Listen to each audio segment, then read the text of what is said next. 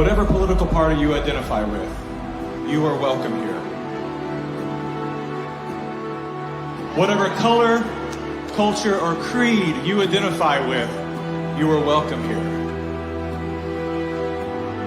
If you are vaccinated or unvaccinated, you are welcome here. Now look around. Look around at these faces in this crowd. Take a good look around. This is America the Beautiful. And it's worth fighting for.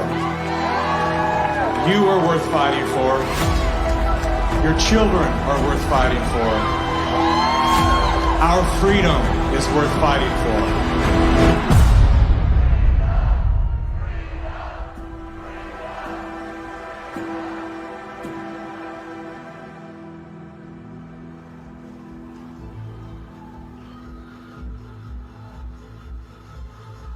My name is Mickey Willis. I'm a father, a husband, and an investigative filmmaker. I was raised in California by a single mom who did her best to care for 4 children on her own. As a child of the welfare state, I witnessed firsthand what happens to the psyche and spirit of those who become dependent on government assistance. Had my mother known the difference between a hand up and a handout, she may have avoided the trap that kept us living on the edge of poverty, like so many people are today. Living in fear of losing her welfare assistance, Mom remained single and lonely until the day she passed, at 58 years young. Her life was cut short by a combination of toxic cancer treatments and grief.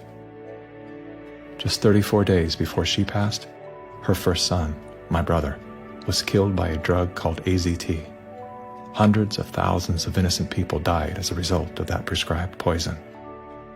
The pusher of AZT was none other than Dr. Anthony Fauci. The reason that only one drug has been made available, AZT, because it's the only drug that has been shown to be safe and effective. Well, it's certainly nice to know that the future looks brighter. 30 years later, there he was again.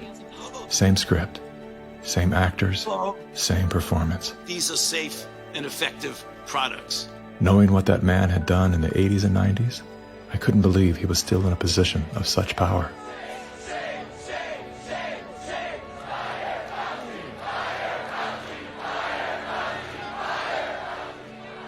As the world descended into synchronized tyranny, I began to ask myself, how did they get everyone to go along with this? Feels so good. I know. Obsessed with finding the answer, I began studying every moment in recorded history where masses of people devolved into a state of self-destruction. Down that rabbit hole was where I discovered the work of G. Edward Griffin. Gentlemen, again let me say welcome to our home. Since the 1960s, Mr. Griffin has been warning the world of the communist plot to overtake America. Yes, I know. Communism. Mr. Gorbachev, tear down this wall. That thing we've all been told fell with the Berlin Wall. How do you measure such an astonishing moment in history? It was Napoleon who said, "History is a lie agreed upon." Ironically, there's no evidence that Napoleon ever said that. As we're about to discover together, much of our history has been rewritten to serve an agenda that up until recently was invisible to the average person. Average, like this guy. Everyone's talking about the necessity for change right now, particularly here in the US. Over the past few months, as a filmmaker, I've had the honor of documenting the political revolution. That was me in 2016, the year of my political awakening. Come on board the political revolution. I was touring with the Bernie Sanders campaign, creating media to help his grassroots movement grow. At that time, I knew very little about socialism and even less about democratic socialism. As it turned out, I wasn't the only one. So my Bernie bros, how do we redistribute wealth through taxation without expanding the powers of the federal government? Bernie Sanders!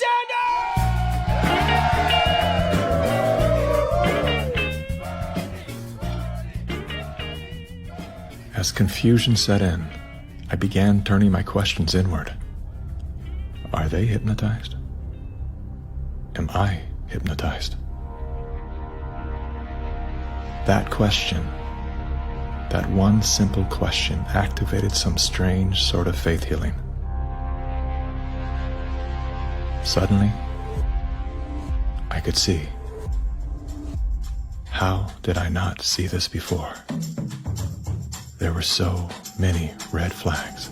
The only solution is communist revolution. The only solution is communist revolution.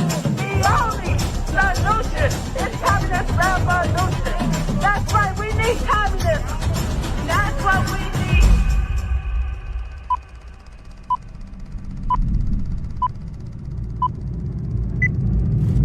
I'm well aware that whether you're here in person or through the medium of motion picture, that for most of you, it's not easy to fit meetings of this kind into your schedules. But the fact that you are here indicates that you do have an interest in the subject. So in order not to waste any of your time, let's dispense with the usual preliminaries and get right down to the business at hand. We're going to examine in quite a bit of detail the communist theory and practice of revolution, particularly as applied to the United States. Now, this will not be something dreamed up out of thin air. This will be the strategy as taught by them and advocated by them in their own manuals, in their textbooks, and in their schools. The new program of the Communist Party on this subject has this to say. The term socialism describes but the first stage of a new society that in its full development is called communism. Socialism is a transitional stage. Jim Carrey, everybody. I went out today and bought me some freedom-friendly Nikes. Yeah, that's right. As a salute to Colin Kaepernick, to Nike, congratulations on your Right. fantastic choice. Thank you so much. Well, It's good to be back it's in great to dystopian America. The Republicans are running with the word socialism. They're trying to say... They're trying to scare people. Scare people. It's communism. It's Venezuela, Trump says. We're going to be living in Venezuela. I grew up in Canada. I'm here to tell you that this bullshit line that you get on all of the political shows from people is that it's a failure. The system is a failure in Canada. It is not a failure in Canada. I never waited for anything in my life. I chose my own doctors. My mother never paid for a prescription. It was fantastic. And I just got back from Vancouver, and I keep hearing this, like, Canadians are so nice. Canadians are so nice. They can be nice because they have health care.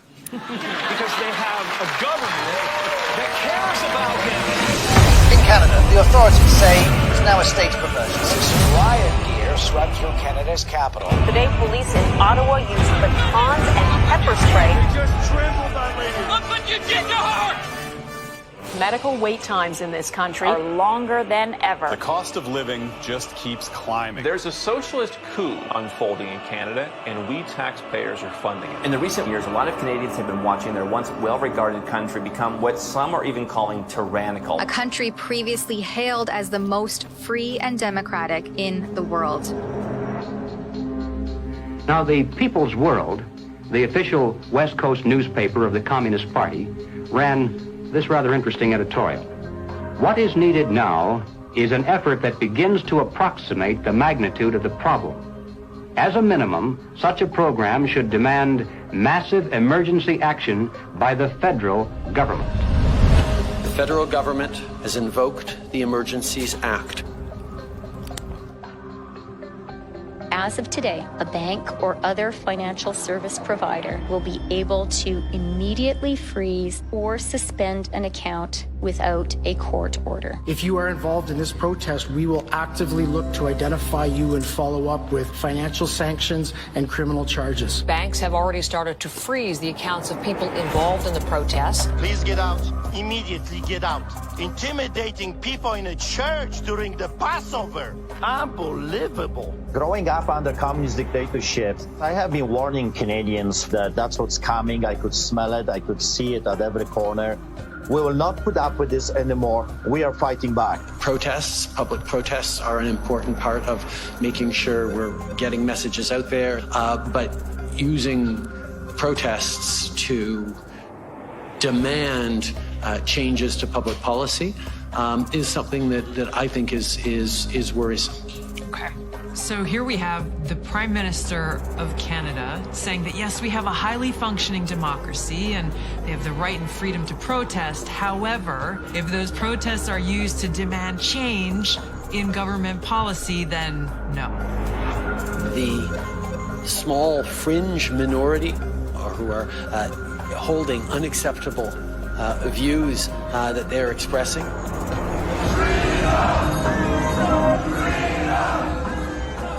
do not represent the views of Canadians who know that following the science and stepping up to protect each other is the best way to continue to ensure our freedoms, our rights, our values as a country.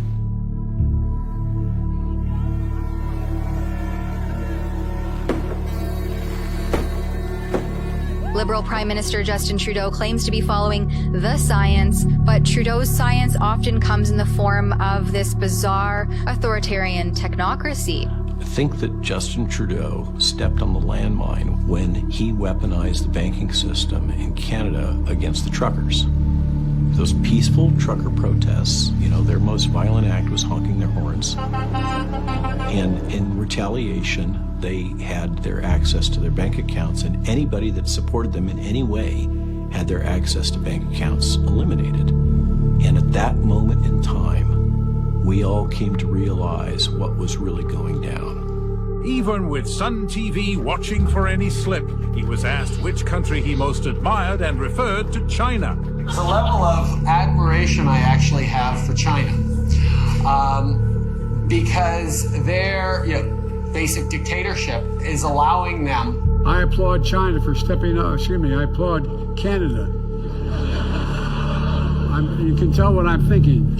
A prime minister who openly admires the Chinese basic dictatorship, who tramples on fundamental rights by persecuting and criminalizing his own citizens as terrorists just because they dared to stand up to his perverted concept of democracy, should not be allowed to speak in this house at all. Mr. Trudeau, please spare us your presence. Thank you. Canadians know where I stand. This is a moment for responsible leaders to think carefully about where they stand and who they stand with. While Justin Trudeau makes a compelling case study, he is not the only dictator on the rise. Under the new rules provided by the COVID-19 emergency, many other elected leaders were empowered to show their true colors.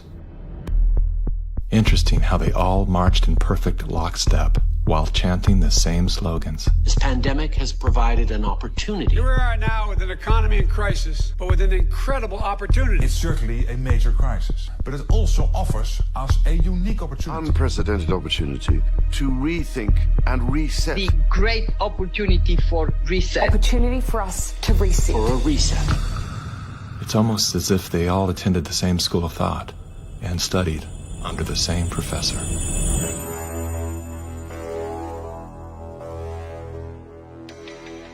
Some people would say this revolution is characterized by the fight of robots against human beings. And we will win this fight. Professor Klaus Schwab was born in 1938 in Ravensburg, Germany, where Nazi crimes against humanity were committed. His father, Eugene Wilhelm Schwab, was the managing director of Escher Weiss Ravensburg, a company that used slave labor to manufacture weapons of war for the Third Reich. While Klaus's father was at the helm, the Nazi Party awarded Escher Weiss Ravensburg the title of National Socialist Model Company. Years later, Klaus Schwab joined the board of directors at Escher Weiss Ravensburg, where he played a key role in the development of South Africa's nuclear weapons program during the darkest years of the racist apartheid regime. Today, Klaus Schwab is the founder and executive chairman of the World Economic Forum. If you'd like to meet the people who are supposed to repair the state of the world, or give a piece of your mind to the bankers who helped get us into this mess, we can tell you where to find a lot of them. the World Economic Forum. Founded in 1971, the World Economic Forum is an international private organization which receives billions of tax-free dollars from its members and their global enterprises. Every year, the WEF brings together its members with world leaders, big pharma executives, tech titans, Hollywood celebrities, media personalities, and internet influencers to meet in the secluded mountains of Davos, Switzerland. It is a tiny town folded into the Swiss Alps, a village where you could bump into Bill Clinton, Bill Gates, the head of Google, and the Queen of Jordan, all in one place. A lot of reporters cover the forum, but few get inside. It turns out there are two Davoses, one you see and one you don't. After hours, there are hundreds of private parties where deals are done. People who can't be seen together in public can meet here. Your Royal Highnesses, Excellencies, distinguished heads of state and government, the future is built by us, by a powerful community as you here in this room. Klaus Schwab, the founder of the WEF, is particularly upfront and even proud of his ability to shape and influence world politics. I created the community of global shapers as a means, as a force to shape our common future. And of course, their Global Young Leaders program is a grooming ground so that when they ultimately infiltrate cabinets, We penetrate the cabinets. they will likely tend to govern a certain way. Nobody will be safe if not everybody is vaccinated. The names and the countries he mentioned ended up being some of the most dystopian and authoritative during this pandemic. Names like Ms. Merkel, Vladimir Putin, and so on. Other names, Jacinda Ardern, Sebastian Kurz, Mauricio Macri, Mark Zuckerberg, Jack Ma, Gavin Newsom, Stéphane Bancel, Chelsea Clinton, Leonardo DiCaprio, Sanjay Gupta, Dr. Leana Wen, Alexander and Jonathan Soros, George Soros' sons, and several of the Rothschilds. And of course, Now, who could represent such a world better than you, Prime Minister? In 2014, Klaus Schwab called for the Great Reset, We need a great reset. which he positioned as the solution to the world's most urgent issues. The dark reality of Schwab's agenda is detailed in his best-selling book, COVID-19, The Great Reset. His endgame mission is to replace independent governance with a top-down controlled, one world government and a central bank-controlled digital currency. When they say, you'll be happy, what they mean is, you'll be enslaved. That's why they're talking about a great reset. That's why they're talking about introducing this quasi-communist, quasi-socialist agenda. They know we've run the course where we cannot continue down the path of the ever-increasing indebtedness because we have a generation that quite literally cannot afford to buy a house. Millions of Americans are priced out of buying a home. And so it's easy to tell that generation, we're going to forgive your college debt. Student debt relief. And set your expectations lower. You're going to rent forever. We're going to celebrate the tiny house movement. We're going to do all of these things which sound cool because they're shaping our narrative so that we become capable of expecting less. What we need to do is not expect less. We need to remove inefficiencies so we can experience more. And that's the subtle distinction that the Great Reset is missing. Like most globalists, Schwab regards communist China as a shining model of how he intends to transform the world. We now welcome His Excellency Xi Jinping. China has made significant economic and social achievements under your leadership. Chinese influence on global affairs is growing. The founder of the World Economic Forum, Klaus Schwab, says that this is what motivated the group this year to invite President Xi Jinping to deliver the keynote address in Davos. Schwab said Xi's presence was a sign of the shift from a unipolar world dominated by the United States to a more multipolar system in which rising powers like China will have a step up and play a bigger role. I think it's a role model for many countries, but we have to go one step further. It's a systemic transformation of the world. Artificial intelligence, the metaverse, synthetic biology, our life in 10 years from now will be completely different, and who masters those technologies will be the master of the world. Similar to his protege, Justin Trudeau, Klaus Schwab makes a fascinating case study. Yet he too is merely the master of his own world. Economic Forum. Science is replacing evolution by natural selection with evolution by intelligent design. Not the intelligent design of some god above the clouds, but our intelligent design and the intelligent design of our clouds, the IBM cloud, the Microsoft cloud. These are the new driving forces of evolution. Today, we have the technology to hack human beings on a massive scale. And by this I mean that if you have enough data and you have enough computing power, you can understand people better than they understand themselves, and then you can manipulate them in ways which were previously impossible. You know, the whole idea that humans have this soul or spirit and they have free will, that's over. Now, how exactly will the future masters of the planet look like? This will be decided by the people who own the data. Foreign powers can collect, store, and exploit biometric information from COVID tests. U.S. intelligence officials tell CBS News that China is trying to collect Americans' DNA in hopes of controlling the future of healthcare. China's test kits are a tool to help China compile genetic data. The Chinese aren't the only ones exploring this technology. The U.S. is working on it as well. The White House is ramping up its COVID response, announcing Americans can once again get free COVID test kits as concerns are growing over a rare... Data is the most important asset in the world. Those who control the data control the future, not just of humanity, but the future of life itself. Everywhere she goes, Ouyang Haoyu is followed. What she buys, how she behaves, is tracked and scored to show how responsible and trustworthy she is. It's called the social credit system. A person's reputation is scored on a scale of 350 to 950. It's big data meets Big Brother, expanding how the government monitors, understands, and ultimately controls its 1.4 billion citizens. A good score brings benefits, but people with low scores lose rights.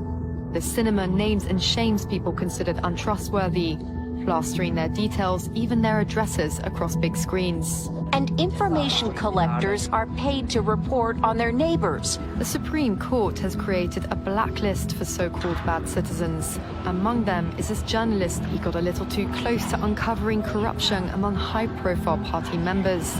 He was blacklisted. He only realized when he tried to buy a train ticket. Once you're blacklisted, you can no longer get a bank loan, start a business, buy an apartment, or even send your children to a private school. By using the mechanism of social credit, we'll be able to establish a blacklist of people. These punishments will serve as a whip to rebuild moral values. And few here are willing to criticize it, something that may pose a risk itself for a bad score and the life that comes with it. It may seem scary, but it's just like that here. We're used to it, and anyway, we don't have a choice. China wants obedient citizens. Criticism or resistance among the population is virtually non-existent. This woman's door was kicked in by police when she refused to go to quarantine. Now these videos show rows of metal containers which are being used to house COVID-19 patients. Some of them have complained that very little food is left for them in the freezing metal boxes. Chinese government officials now installing fences in Shanghai, blocking people from leaving their homes. For some, Shanghai feels like the world's largest prison.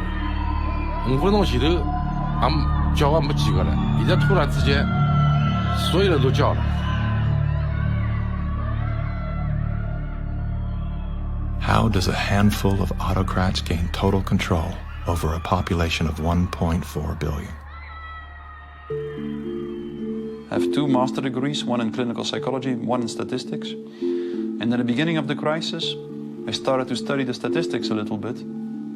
The initial mathematical models and the initial statistics all had dramatically overrated the dangerousness of the virus. That was the moment when I started to think how it was possible that an entire society and an entire population was in the grip of a narrative which in many respects was blatantly wrong. After a few months it became clear to me that the only mechanism that could explain what was happening in society was what is usually referred to as mass formation.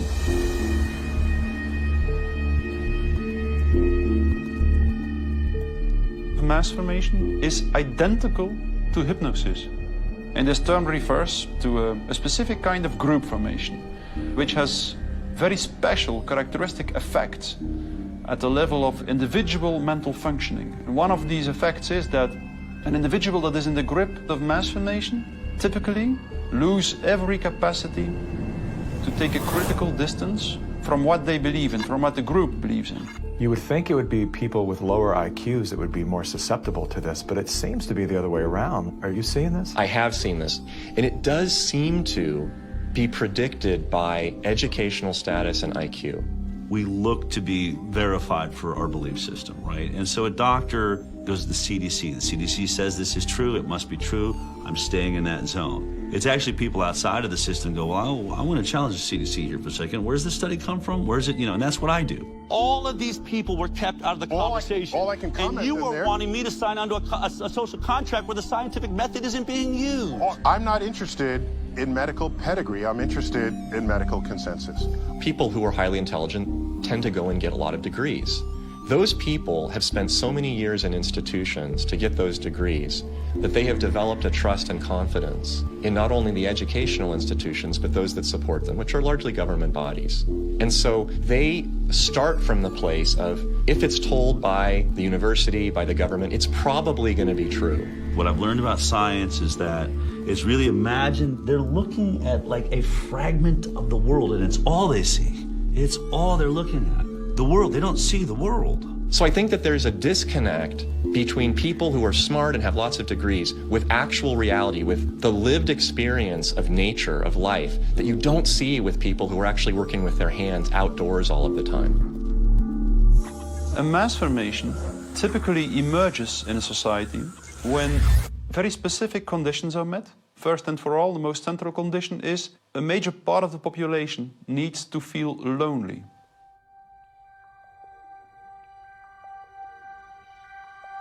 Doctors say the very rules to keep people safe from the virus are doing great damage when it comes to anxiety, depression, and even suicide. And now everyone is suffering, but children are particularly at risk. The real pandemic here is the psychological warfare that's being waged on every single human being.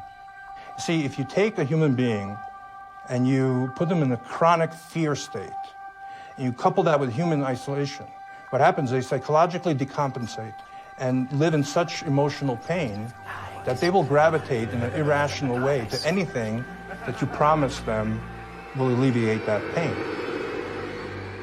Once people feel disconnected from their environment, they will typically start to experience a lack of meaning-making in life. And under these conditions, if a narrative is distributed through the mass media, indicating an object of anxiety, and a strategy to deal with this object of anxiety, they suddenly, connect to one small object of fear, for instance, the coronavirus, and afterwards, people don't feel lonely anymore. They feel connected again. Let me hear it if you've had the Pfizer vaccine. Let me hear it from Moderna, AstraZeneca. See it from the anti-vaxxers.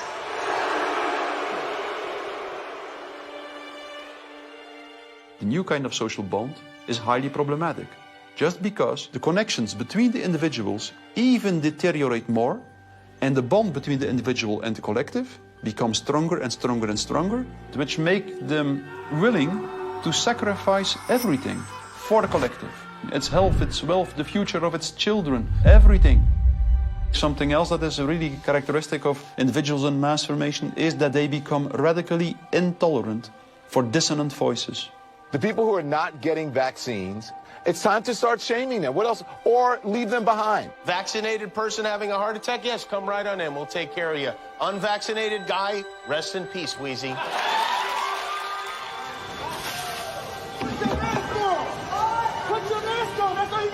We have to stop coddling the morons who will not get the shot. Get away from me, Put it please. on. Does it bother anybody else that she doesn't have to wear a mask that we all do? When are we going to stop putting up with the idiots in this country? You're a schmuck for not wearing a mask. And just say it's mandatory to get vaccinated. Screw your freedom.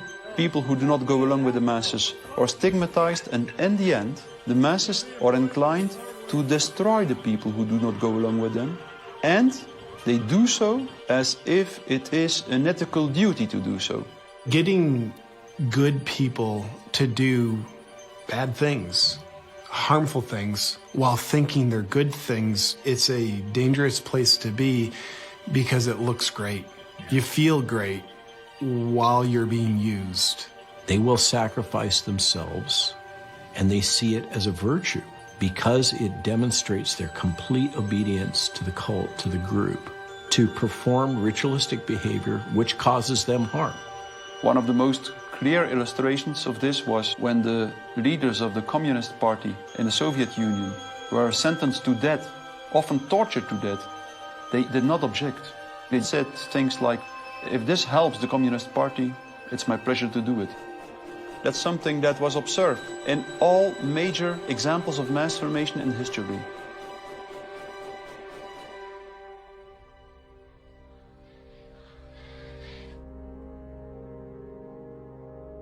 I was born in Communist China 2 years before Mao started his Cultural Revolution.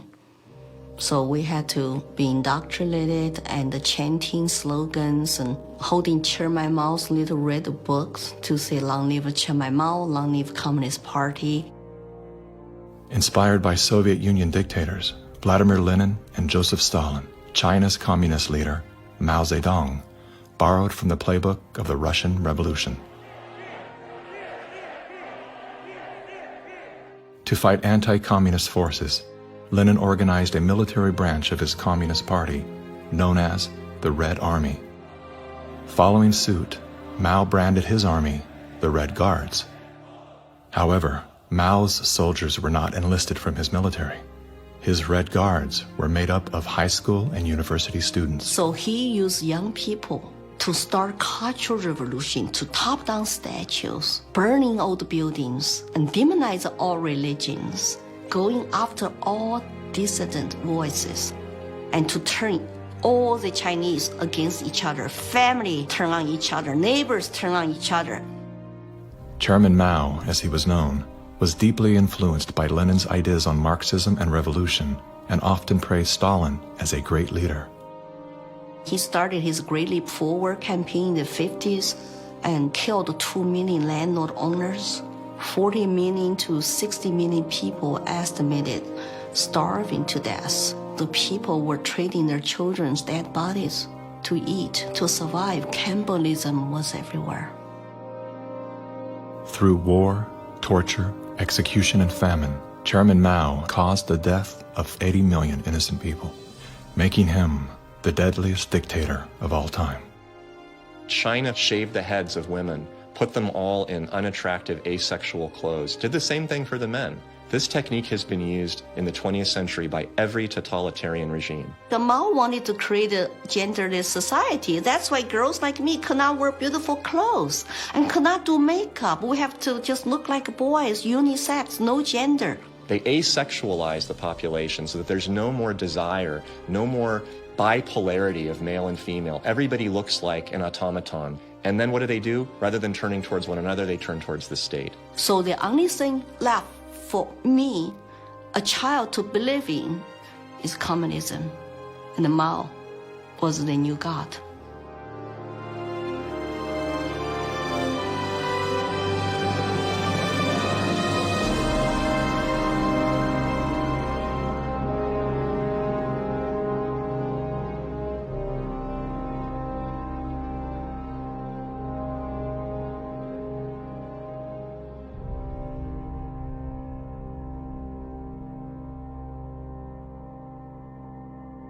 Now, in China, the government is not only cracking down on Muslims, but on other religions as well, as it pushes to assert communist ideology. Here's something else that is banned in China: Falun Gong, a religious movement that emphasizes on spiritual enlightenment and cultivation of virtue. 5,000-year-old Chinese civilization were founded on faith. Communist regime is atheist. So any philosophies which encourage people to believe God, believe good things, it's something they don't like. I decided to escape China after serious persecution I have experienced. Under this pretext of COVID-19 coronavirus, the Chinese Communist Party has intensified its persecution. We were arrested several times and detained in various detention and brainwashing centers. Over the past few years, a vast network of camps has been built across Xinjiang. A series of classified bulletins show how easy it is to be singled out by the Chinese government for education and training. The U.S. Defense Department says as many as 3 million are being forcibly detained in re-education and forced labor camps. China calls them thought transformation camps built to prevent extremism from spreading, but reports indicate they're more like prisons. When I was detained in a detention center, I was handcuffed and hung over a radiator pipe with my toes barely touching the ground. And I was hung over there for 3 days. The CCP guards brought 4 male detainees into my cell and began one of the worst experiences of torture. And on the brink of death, I realized I could do nothing but turn to my belief. So I prayed to be saved.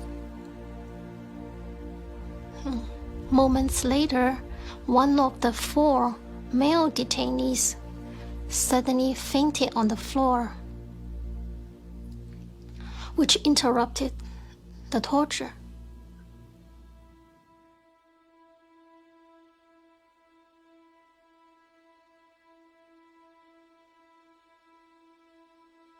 I left China because my parents were heavily persecuted for their practice of Falun Gong.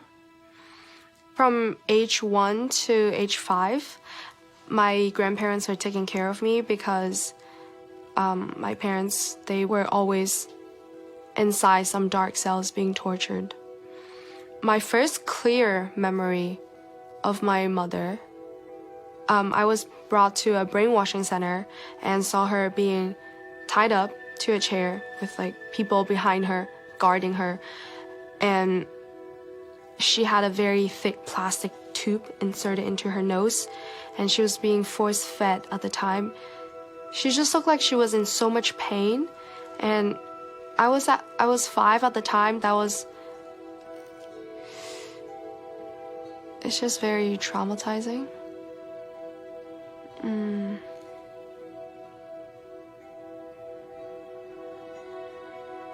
My school principal actually came to me several times and told me not to be a part of my parents and to report any activity that my parents would do. They're instilling all the lies and hatred into the younger generation. The young people are used today to do the American Cultural Revolution, to turn the kids basically not to trust their parents anymore. And say, oh, my parents don't understand me, I'm confused, I need to turn to my teachers, turn to other authority figures. Look at the multicultural revolution to say, how many similarities are there?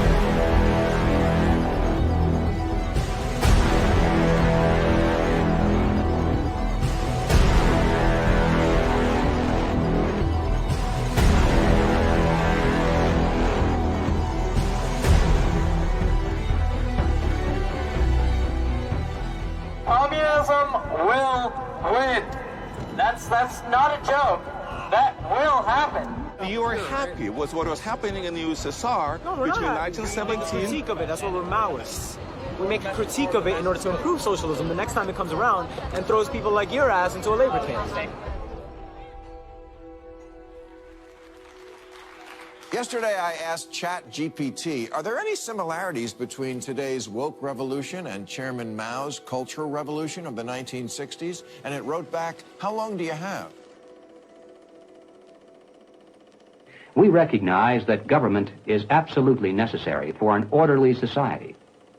But following the dictum that government, like fire, is both beneficial and dangerous, we believe in the concept of limited government.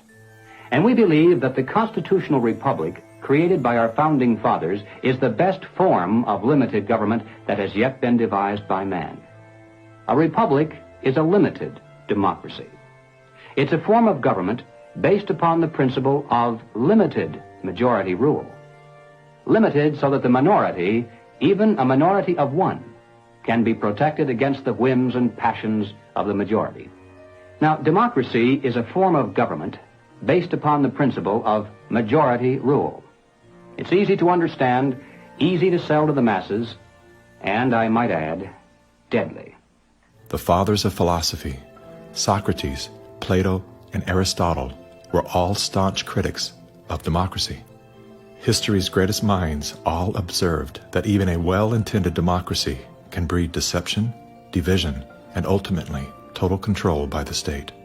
Aristotle wrote that democracy is not just the rule of the majority. Democracy is a system in which the majority is in charge, respecting the basic elementary rights and principles of minorities. If not, democracy becomes a tyranny of the majority. Socrates himself became a victim of this very process. He was sentenced to death by a majority vote for protesting the rights and protections of the minority. This country was founded on the principle that the individual is sovereign over the institution of government. And it's about a philosophy of governance that says that you are a free individual, or a philosophy of governance that says you're serf and you're subject. We have inalienable rights just by virtue of being human. And so their primary responsibility as the government is to protect those rights. These aren't rules to govern me, they're rules to govern the government. Like what you are and are not allowed to do to me.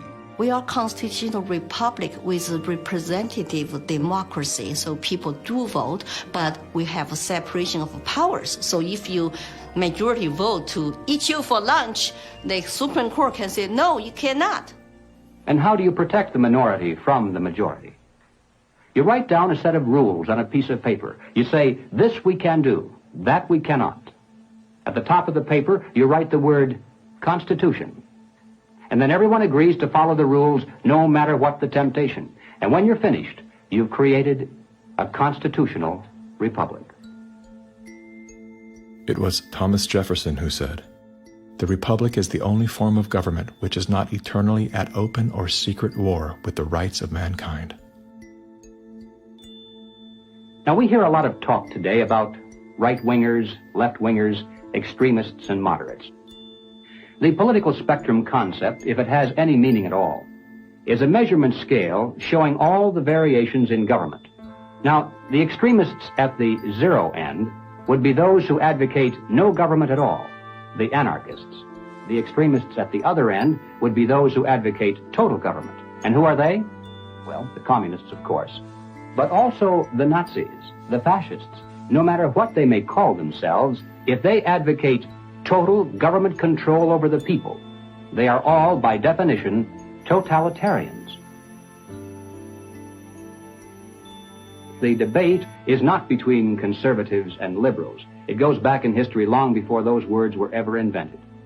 The opposing points of view properly are identified as individualism versus collectivism.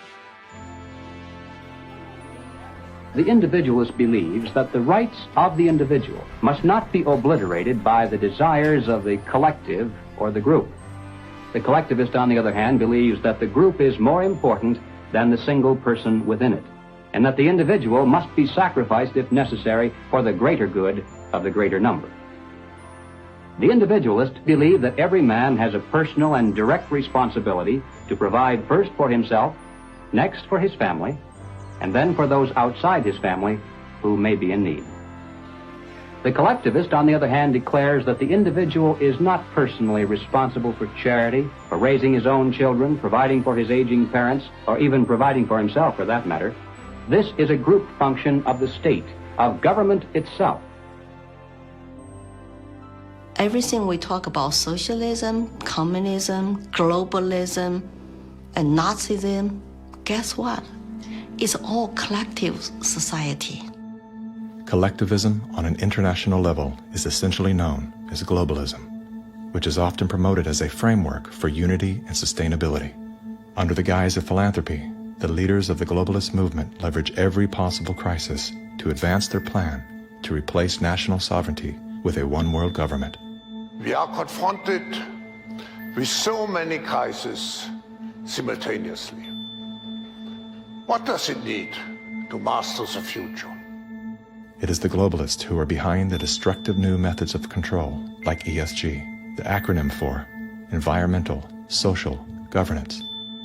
Similar to China's social credit score, ESG is a ranking system that tracks a company or country's carbon footprint, as well as its commitment to diversity and inclusion. A low ESG score can lead to severe consequences, including reputational damage, legal and regulatory actions, and loss of investors and bank credit lines. Within the last decade, numerous nations and thousands of major brands have been coerced to adapt to the ESG program, and today, many of them are paying the price. In 2018, the World Economic Forum published an article on its website entitled, "How We Will Make Sri Lanka Rich by 2025. That article was removed once it became known that food prices in Sri Lanka had nearly doubled and that millions of their citizens were facing starvation. Now, what caused this? Farmers protested and asked the government to work with them on slowly improving farming practices to be more environmentally friendly rather than implementing harsh bans. But the government was more interested in maintaining a high ESG score with its creditors like BlackRock. As a result, food production dropped drastically, with farmers expecting crop losses of 85%. The country had to begin spending money on importing food when it was previously self-sufficient. Sri Lanka is a cautionary tale. What's happening there could be a foreshadowing of what's in store for us if we don't take heed and learn some lessons. The Dutch government was one of the first to sign on to the ESG system. Dutch farmers pleaded that the rush to adapt to extreme new regulations would result in the destruction of the country's food supply. The Netherlands is the second largest agriculture exporter in the world, earning the title of the tiny country that feeds the world. A collapse of their system could trigger a global food crisis. Yet, the Netherlands Prime Minister continued to persecute Dutch farmers until they were forced to revolt. Where do you find still such a prime minister in the world? You find it in the Netherlands, and it's Mark Rutte. And remember, too, the Netherlands is the pilot program of the World Food Hubs, and the World Economic Forum has assigned to the Netherlands what they call this Global Secretariat, using, ironically, a communist term for it. Klaus Schwab's golden pin-up boy, Prime Minister Mark Rutte, is busy fulfilling the agenda of the World Economic Forum's Great Reset by turfing farmers off their own land. Perhaps the most important lesson I've learned in my years as Prime Minister of one of the world's most outward-looking trading countries is that national interests are often best served by international cooperation. Schwab has sold this idea because they're up against the wall. Okay, you have all these governments that are basically broke. So what will happen is if they defaulted, then all the people have lost their pensions, they've counted on it, and they're going to be storming their palaces with pitchforks. Schwab has sold the idea that, well, we go towards Marxism and you can still retain power. None of these net zero climate schemes work without massively disrupting or even destroying the lives of the little people. If you think about what created wealthy people wealthy throughout the many years of our human history, was the ownership of land. And you have governments right now that are looking to take ownership of real estate, and it's happening everywhere. And you have this movement of individuals kind of going like, hey, like, people should never profit off of real estate. And unfortunately, that ideology is what the government is using to take control. If we look at data from 2001 to 2015, there is a slow and steady trend towards more corporations owning single-family homes, apartments, office spaces, and less individuals actually owning real estate. Blackstone Group actually recently raised a record of $50 billion to take homes from American families. During the pandemic, when all people were ordered to lock down indoors, why did governments around the world make exceptions for mass protests? We've all heard the term fire sale. In this case, it's not a metaphor. When a community is damaged by protests, the value of local properties plummet. Investors then gobble up the devalued real estate for pennies on the dollar. In many cases, the leaders of the decimated communities receive kickbacks for allowing this transfer of wealth. Big companies and investment firms swooping in and buying up some of the only affordable homes in your neighborhood. The more you have individuals not own their own home, the more you have individuals not financially independent, creates more dependence on big financial corporations that profit off of mass people. So we are going towards a world where the people are owning nothing. I always say, like, if we don't own anything, well, who does? Bill Gates, business magnate, software developer, philanthropist, nation's largest farmland owner.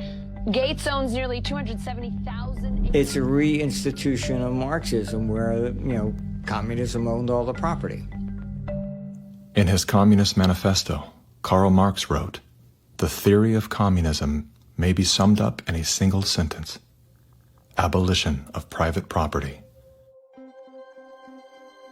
Karl Marx was a German philosopher and social theorist who lived in the 1800s. He is the co-author of the Communist Manifesto, which has been referred to as the Bible of Communism. His theories of class conflict and dialectical materialism were instrumental in shaping socialist and communist movements worldwide. Joseph Stalin, Vladimir Lenin, Leon Trotsky, Mao Zedong, Che Guevara, Fidel Castro, Kim Jong-un, Hugo Chavez, Nicolas Maduro, and many other communist revolutionaries have cited Marxism as the foundation of their political ideologies. Marx rejected all concepts of God, as well as the traditional family. According to members of his own family, Marx was emotionally, verbally, and physically abusive. His wife, Jenny, was plagued by depression, which was compounded by Karl's adulterous impulses and his inability to provide for his children. Despite his privileged upbringing and formal education, Karl Marx was often unwilling to work and instead relied on the financial support of friends and family.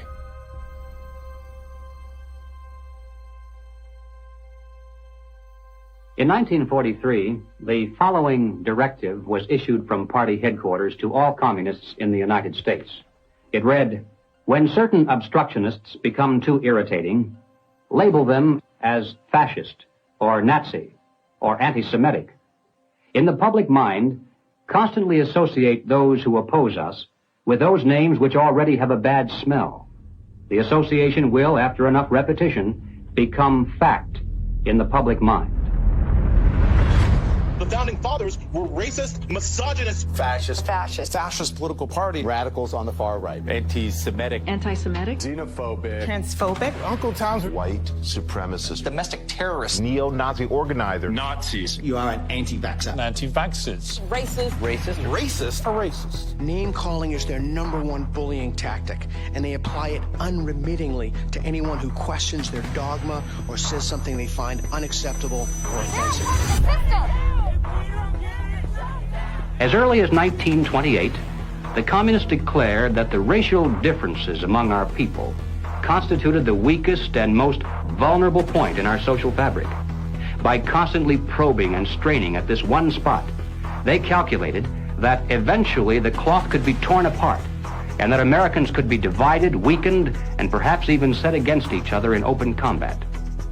They said in no unmistakable terms that the Negro people, because of their social status and their predominant working class composition, offered greater revolutionary possibilities than any other cross-section of the population. How do we get Nothing less. Revolution. Nothing less. Revolution. Nothing less. Revolution. Nothing less. Revolution. Nothing less. The communists call not only for extensive chaos within the cities, the plan is for raging fires from one city to the next.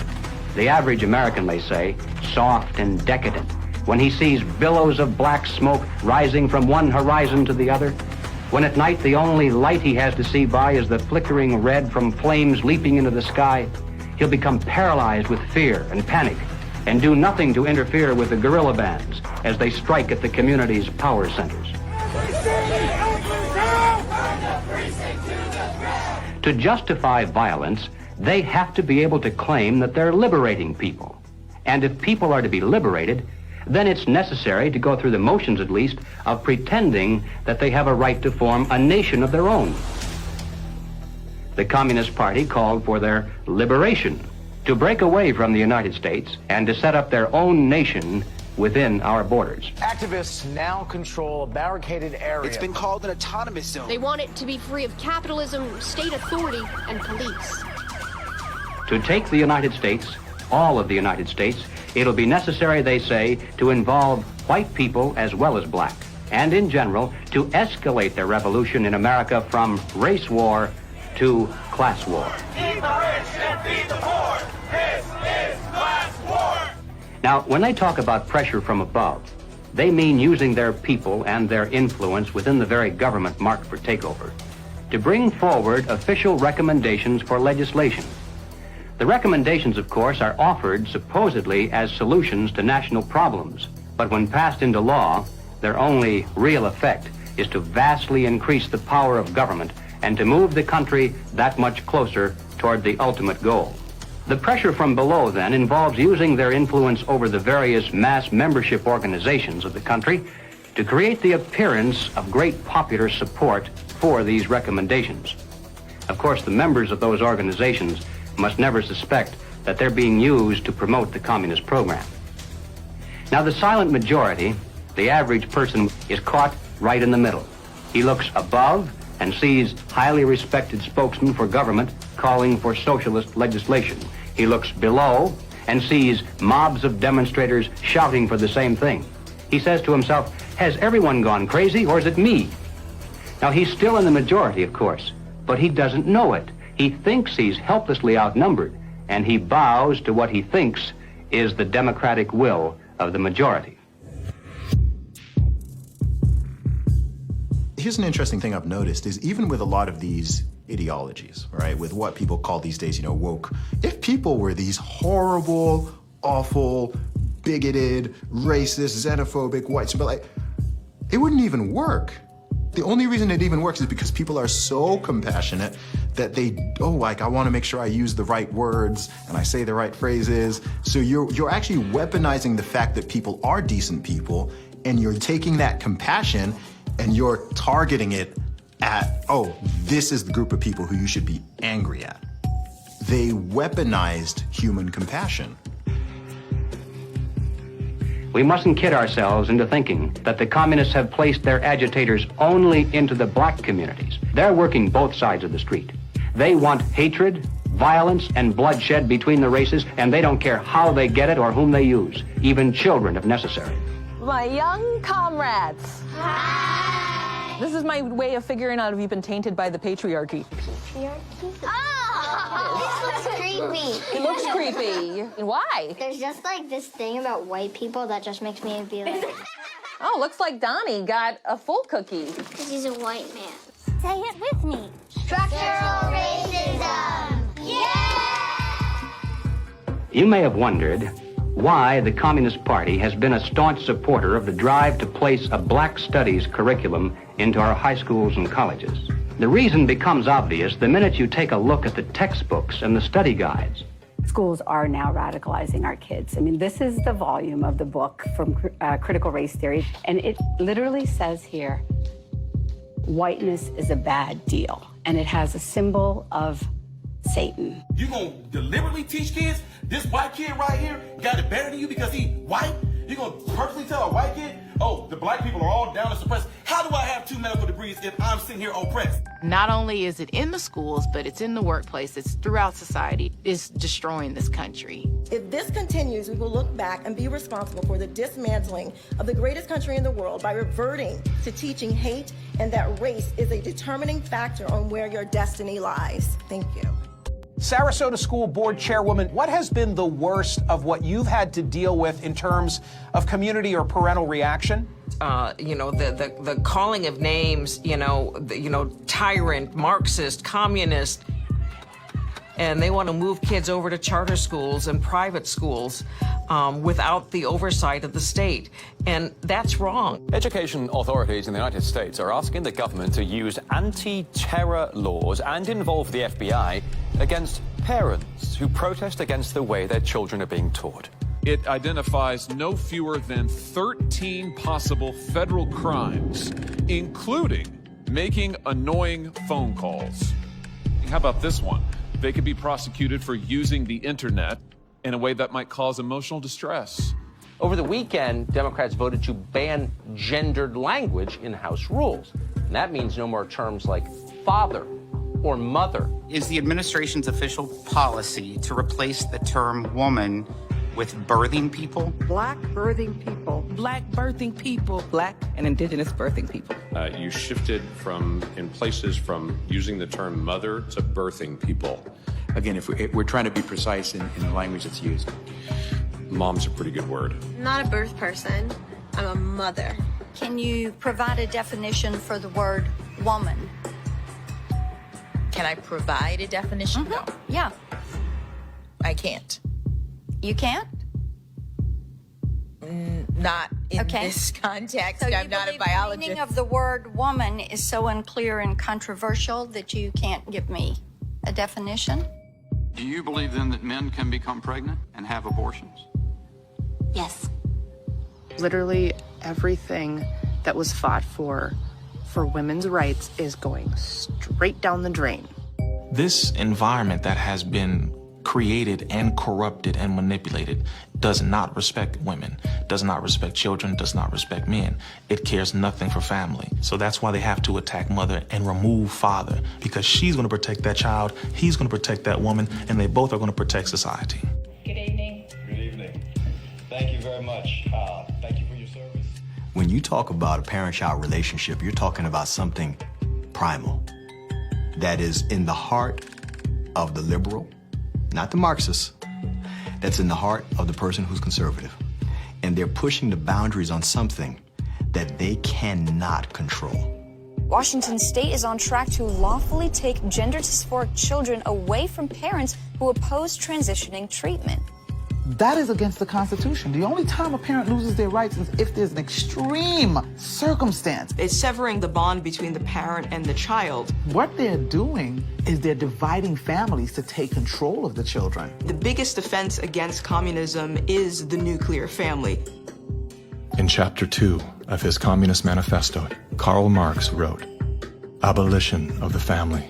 The bourgeois family will vanish as a matter of course."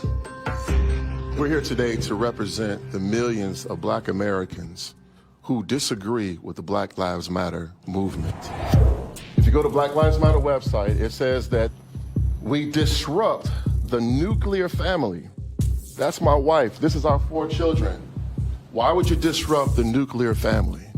Because the real objective is to remove the family as a possible alternate source of guidance and support. All totalitarian regimes strive to destroy the close-knit family in order to remove any loyalties that might be higher than to the state itself. I have seen over the years in my practice a steady decline in the expression of healthy masculinity and healthy femininity. The separation between the male and the female is almost complete now. And it's due specifically to the ongoing attacks against masculinity and the degradation of femininity. And if our family structure is lost in the next generation, what do we have left? We're just a bunch of listless individuals living our lives out virtually behind a computer screen and following the orders of the government. Maybe it's because I came in the movement at 17 and a half, so I have just a knack for knowing how to organize young people. I was at our publications table today, and I was speaking to this young person And he grabbed the book and he said, it's like Mal's Red Book. And I was like, man, that's what I was thinking. And it was just really cool to hear him make that connection. I was like, how about you buy like 10 to 15 of these books and you all have like a youth organizing group where you talk about it and you really try to engage this. We need to build off of this.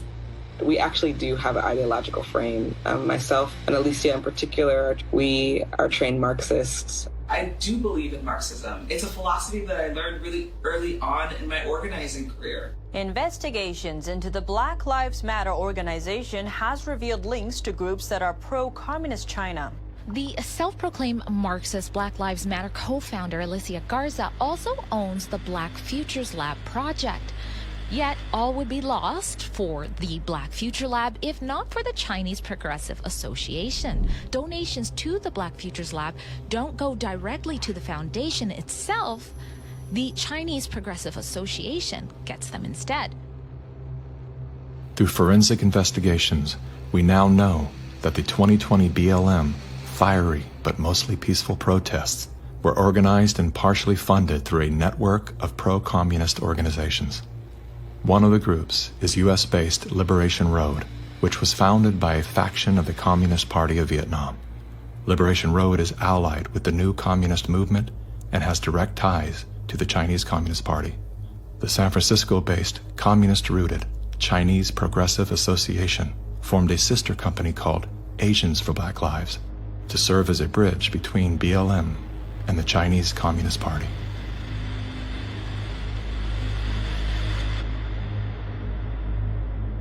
I spent a lot of time with President Xi.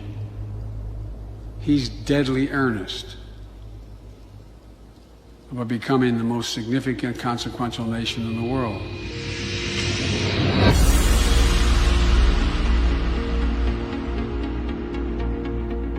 When we speak of China, it's important to distinguish between the people and their oppressive government. And while the Communist Party of China is undoubtedly America's greatest foreign adversary, it's crucial to recognize that the most urgent threat to the future of the United States resides within its own borders.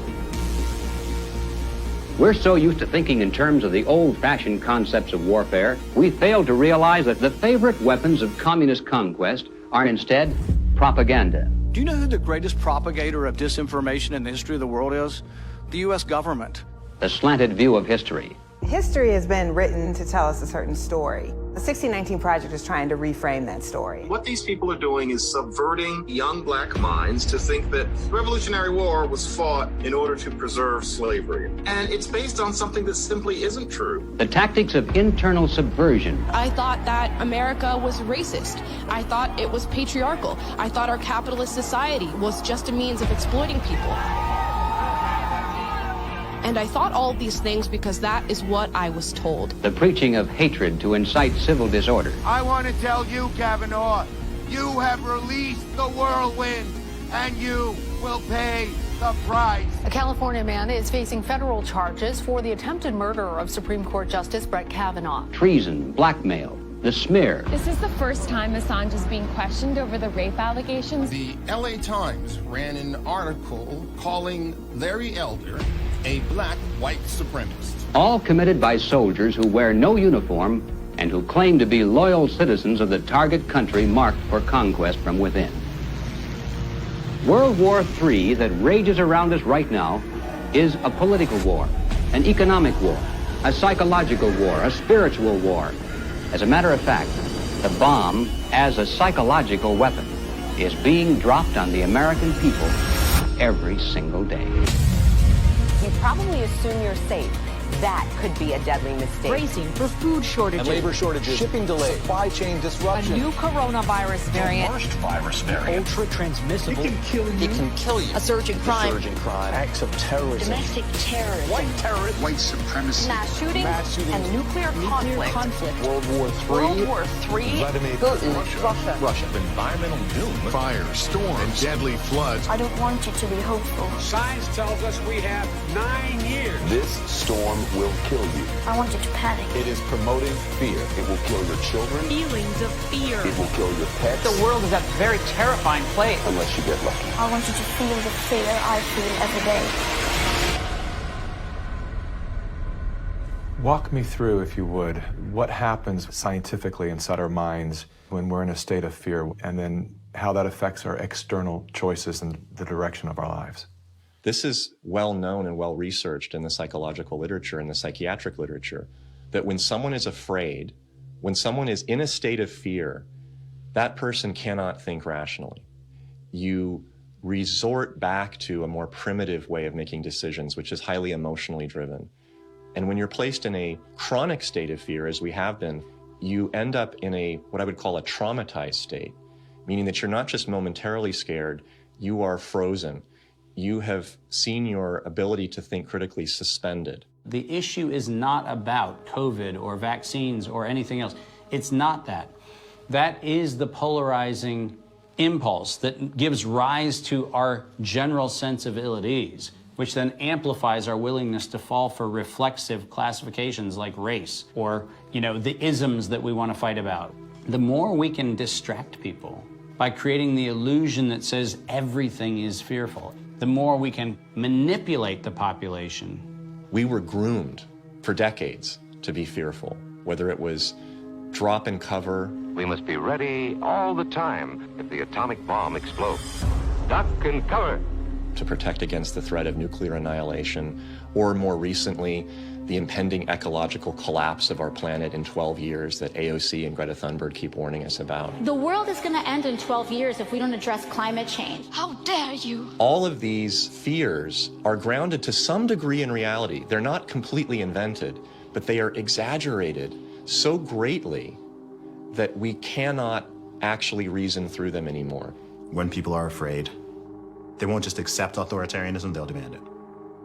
They will demand it. Somebody do something. Somebody take charge and tell me what to do. Like, where do I stand? Where do I walk? What do we do? What are the rules? And again, people in power always use that, right? Where they say, never let a good crisis go to waste. We can take this and we can now enact policies that normally we wouldn't be able to get away with. Maybe in a couple of decades, when people look back, the thing they will remember from the COVID crisis, this was the moment that we agreed to be surveyed all the time. And maybe even after the event is over, maybe we can still keep 30%. And over time, multiple crises, suddenly you have a government or an individual who has far more power than they're actually supposed to. The leaders of the mass, the people who pronounce a narrative in public space, usually are hypnotized themselves. They believe they need to reshape society to be able to deal with the challenges society faces.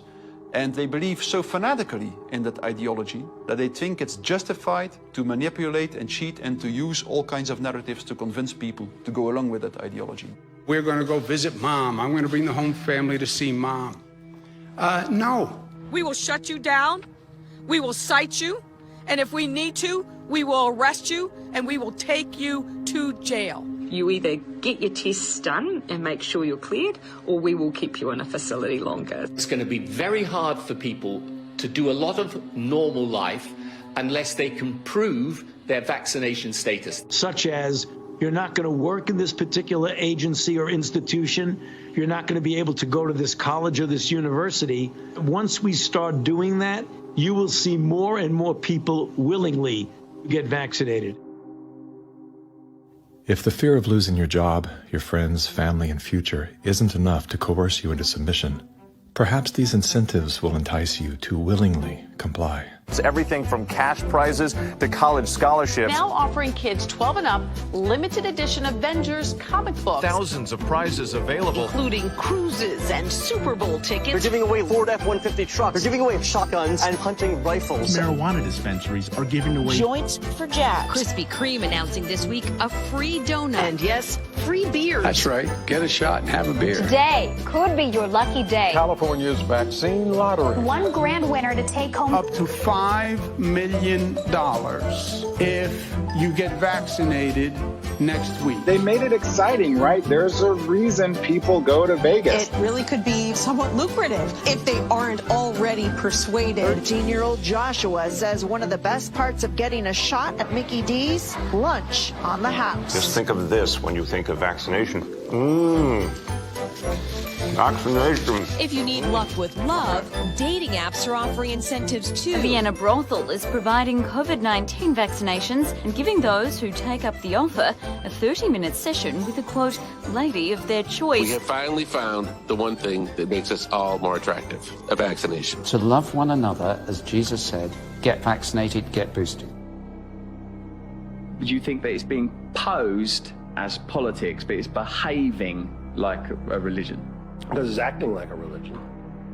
Yeah. It's dogmatic, it's absolute, it's if you do not believe in it, you are condemned to hell. Maybe this is a new religion. God did answer our prayers. He made the smartest men and women, the scientists, the doctors, the researchers. He made them come up with a vaccine. That is from God to us. And we must say, thank you, God. Thank you.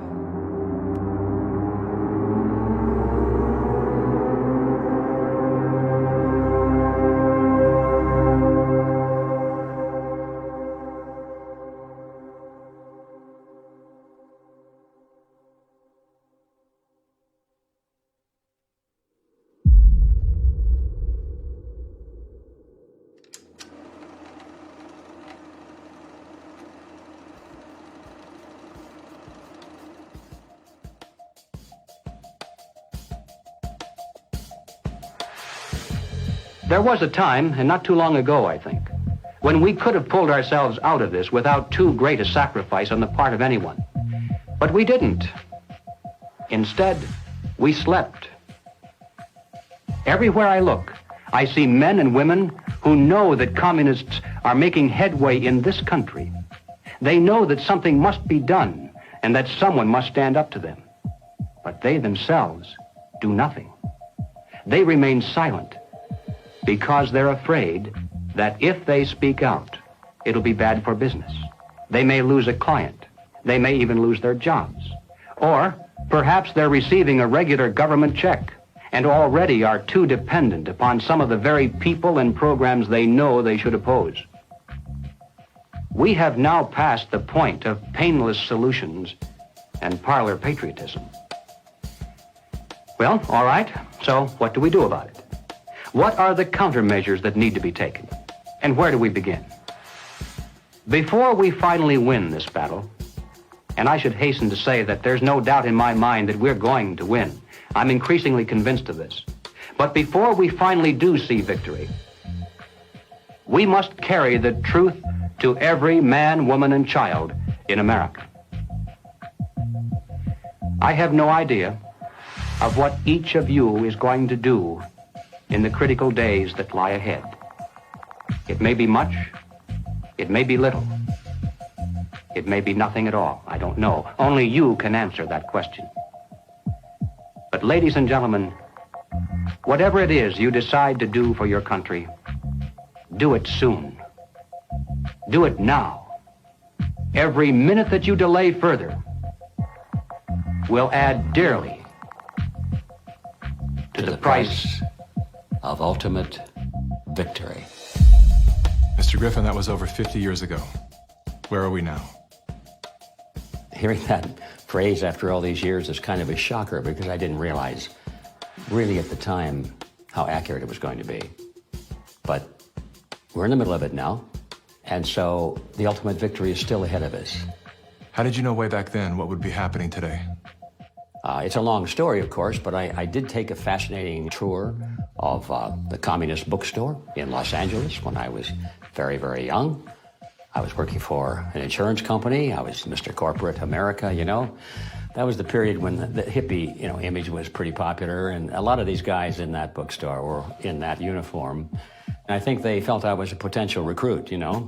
Yes, we've always been quite willing to talk about We'll talk about socialism anywhere, in the streets or in the Senate, anywhere, you know. They're a communist faction making a big power play for SDS. Is there any communists back here?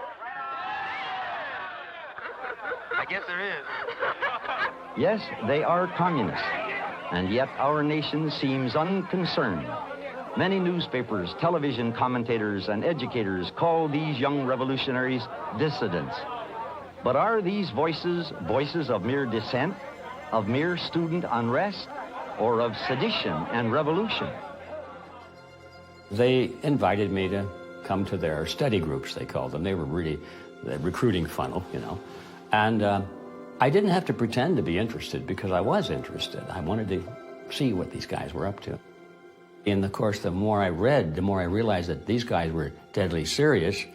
And so my crusader gene said, hey, buddy, you better stop worrying about the corporate ladder and making money and looking good and start doing something about it. And I'm glad I did, because after that point, my life had a meaning and had a purpose more than just self-centered. Who are some of the key figures behind this agenda? I'm not sure we can name names. We know that there are layers and layers of control and influence, sort of pyramidal in form.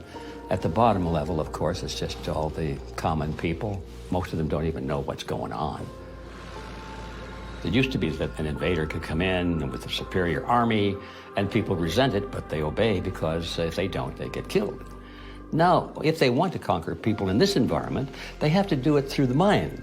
And of course, today, after all the technology that we have, and the control over the communications and the images and the school system and the media, they have absolute control over the funnel of information that comes to the average person.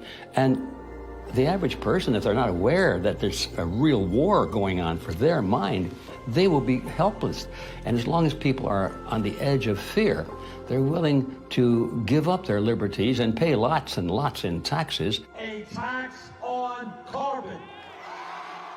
And as I passed through that idea that, in my view, the enemy is in a category called collectivism, and that's the word that applies to all of these things: socialism, communism, fascism, Nazism.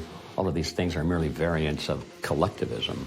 That is the philosophy based on the assumption that the group is more important than the individual, and that the individual must be sacrificed if necessary for the greater good of the greater number. That's the trick. You're doing this for society. Obviously, you don't like to tell people what to do, but sometimes for the good of society, that's necessary. We have to start doing things for the greater good of society, and not for idiots who think that they can do their own research. But it's not about me and my rights to choose. It's about how I love my neighbor. You are not doing this for yourself. If you are at all like me, your own health, your own risk is not a big rational driver of all of your actions.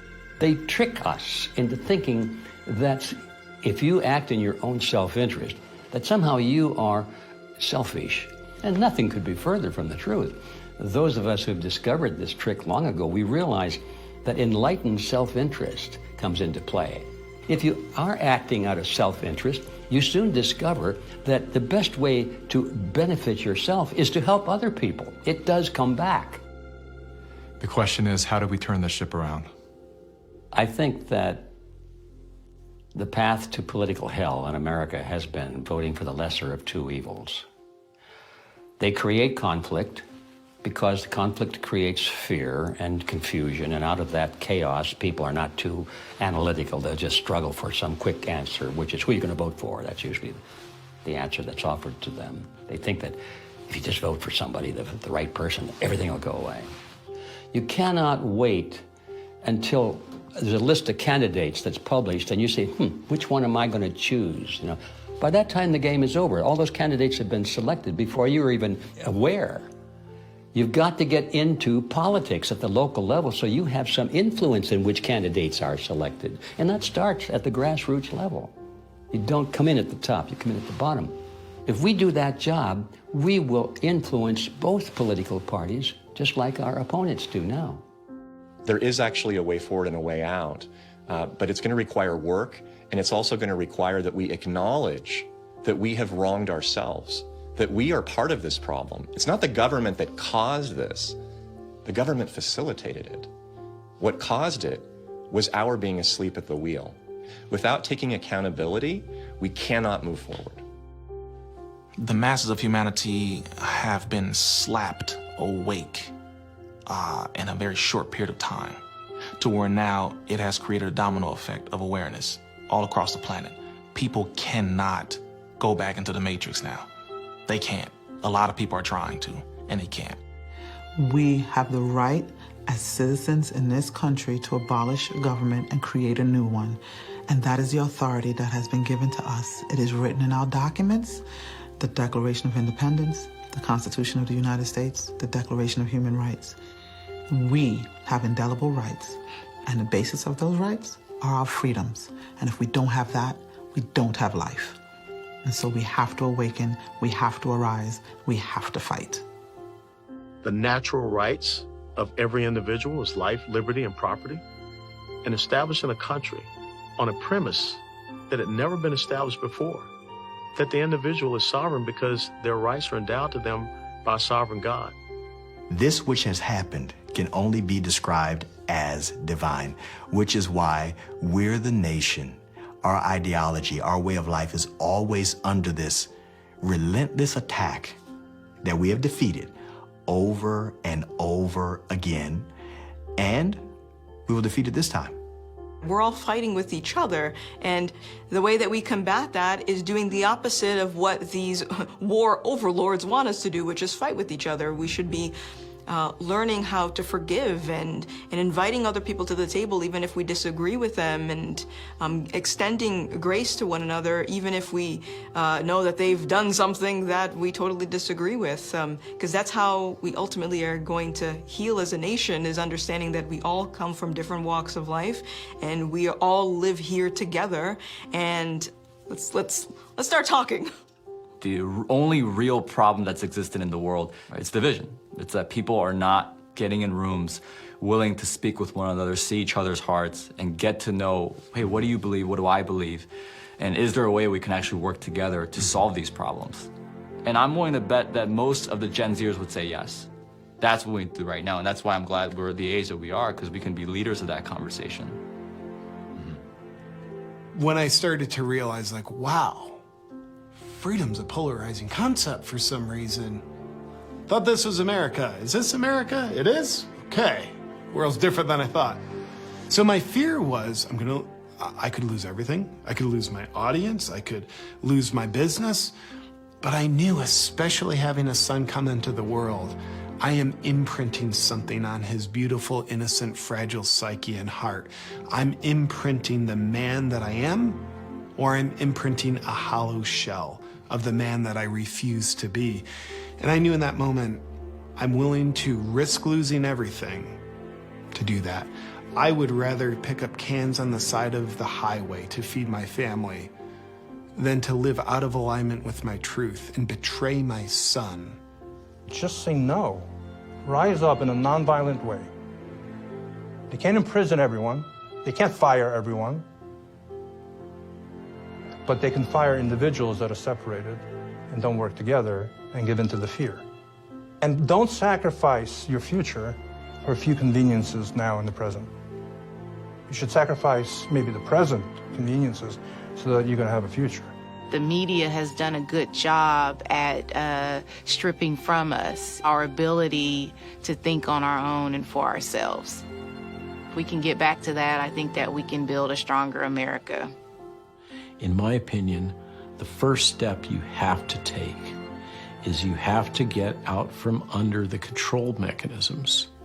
And that means blow up your TV, don't listen to the fear porn, and set yourself free of debt, which is what controls you and controls everything around you. It is the weapon that is used. The most important thing is always that the dissonant voices continue to speak out, and, also extremely important, that they don't start to form a mass or a crowd themselves. Because that happens very easily as well, happens very easily. Once a large-scale mass formation starts, the people who do not go along with them feel threatened, and they can start to form a mass themselves. So it's extremely important not to form a mass ourselves. That means to form a group, a coherent group, and that what unifies this group should in the first place be the fact that everybody who belongs to the group can have his own opinion and can speak in his own way. What matters most to you?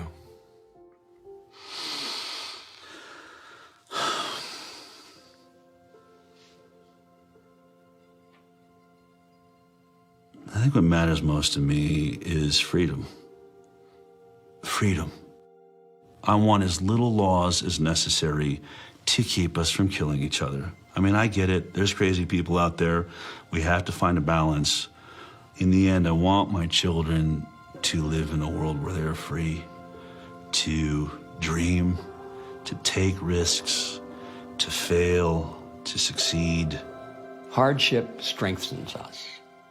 We wouldn't have had the American Revolution and the beta model for the American Constitution, the beta model of a republic in the modern world, unless the tyranny of King George had been unbearable. All the good things in life usually are a result of some kind of a rebound against something that's very not good at all, very painful. I mean, I think about if someone had jumped in there and taken away my failures. I can't do what I'm doing now if someone had kept me from really hurting, really learning lessons that were hard to learn so that I would never make that mistake again.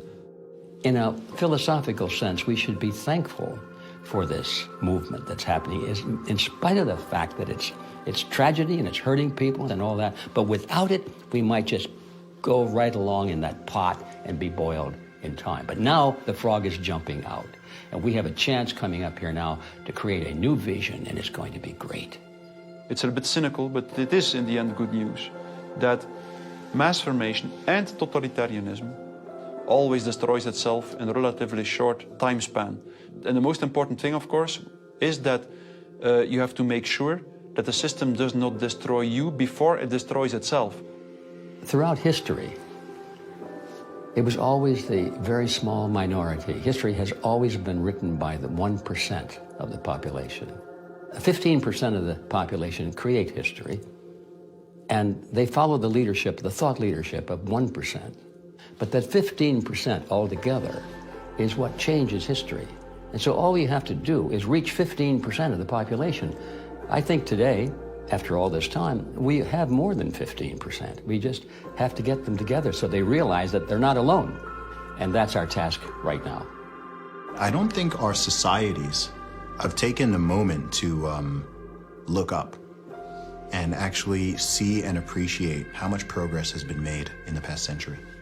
On so many different levels, we have made incredible progress. Like, what we've got here is actually great. It's imperfect, and we should still be making tweaks carefully to try to make it better. And I think that's where so much of that self-hatred or hatred of the nation or hatred of the other or whatever comes from, this lack of perspective and gratitude and inability to take a moment, chill out on the activism and go, wait, actually, okay, we've achieved a very unique and special point in history, and let's be careful with that. On that note, as Sure. a man who's traveled the world, have you experienced any nation that has course-corrected beyond their sins more than the U.S. has? No. It's sad to see Americans who live in a free country, born as Americans, and do not recognize their privileges. You are born American, a free country. You never suffered a starvation. And you need to go to other countries to find out why all the immigrants, millions of them, want to come here. What is happening in our backyard today, I experienced as an 11-year-old. I remember vividly all the promises that a guy named Castro gave and how 99% of the people swallowed the pill. He was going to save Cuba. I remember how he promised to the farmers, to the Guajiros, that you're going to own the land. I remember all the promises that we hear today about free education and free health care and free land. And my God, no freedom. The defectors here that are speaking out against the Communist Party in China are risking their lives. And our government is not interested in listening to them or helping them in any way.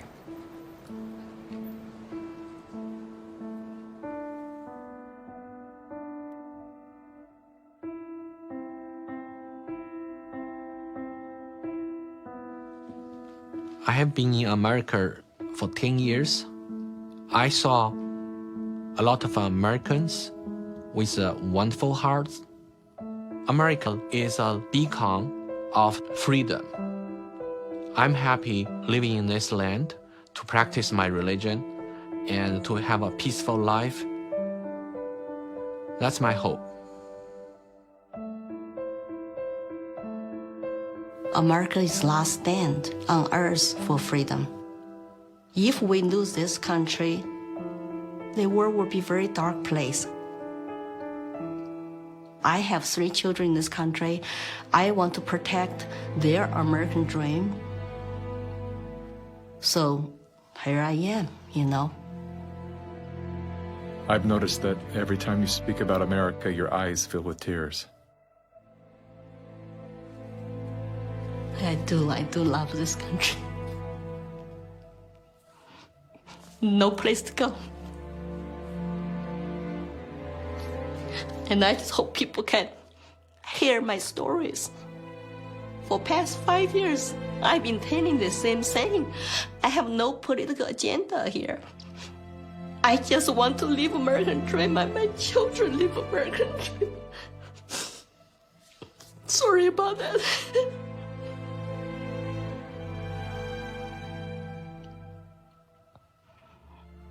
It's time to ask questions. It's time to wake up.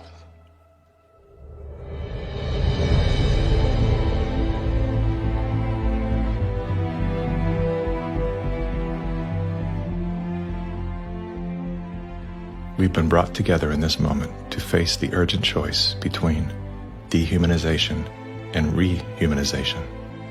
Dehumanization requires us to do nothing. Nothing other than to allow that process to continue to the point of no return. Rehumanization, on the other hand, requires action. One action. To remember. To remember what we knew as children, when everything was possible, before our attention was captured, before the conditioning set in, before our nature was denied. There's nothing new we have to learn. All we have to do is to remember. And then take the hand of that memory and go out and stand on ground, not concrete, not asphalt. Stand on ground and see if you can feel the heartbeat of a universe that conspired to give you life, so you once again can feel the joy of being completely human.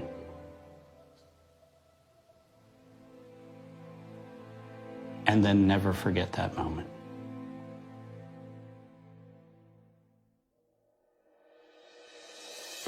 This is the moment for us to activate our innate ability to create solutions. That can only happen through the awareness of symbiosis, defined as a mutually beneficial relationship between different groups. All of life depends on relationships. Every living thing is in communication, from the stars to the planets, the earth, the plants, the elements, the insects, the animals, the humans, and every cell within us. Real change out there begins with real change inside.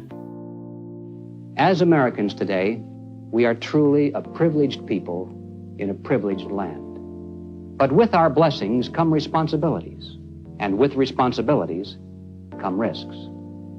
The challenge of our time is that we must accept both the responsibilities of our blessings and the risks involved in defending them for ourselves and for future generations. And we must do this without hesitation if we are to be worthy benefactors of that precious heritage of freedom passed on to us through the epic sacrifices of those who have gone before. Now, that is not flag waving, and it is not cliched patriotism. That's a simple statement of the obligations of citizenship in this glorious land, our land, which with God's help we shall preserve.